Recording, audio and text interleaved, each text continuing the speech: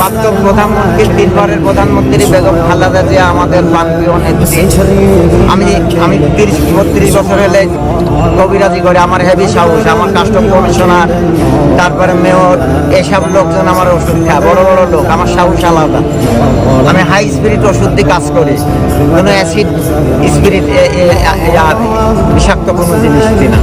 আমি এসেছি দরদে, যে শুনু যে চাইনার ডাক্তারেরা এসেছে, বাংলাদেশের ডাক্তারের তো আমার ওষুধটা পরীক্ষা করছে, ম্যাডামের খাওয়া দেওয়ার পরে ওনার জ্ঞান ফিরা শুরু হয়ে যাবে, এই জন্য আমি এসেছি।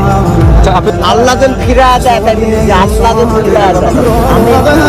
আপনি কি ধরনের চিকিৎসা করেন? কি ধরনের চিকিৎসা করেন? পায়খানা দ্বারা, খাদ্য হজম, পায়খানা দ্বারা আমি চিকিৎসা করি, পায়খানা দ্বারা। আপনি কি ধরনের ওষুধ নেন? এই আপনার ট্যাবলেট বড়ি বানাই, এই ওষুধে কি কাজ হবে?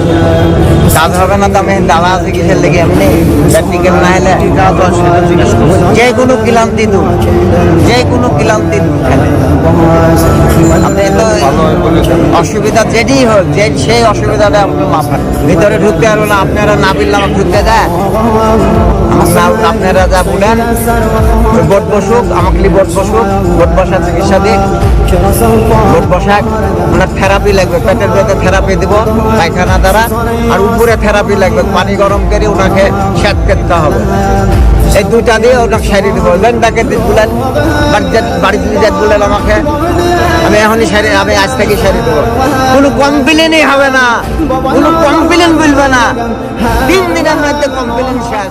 আমাকে ঢুকা দেন।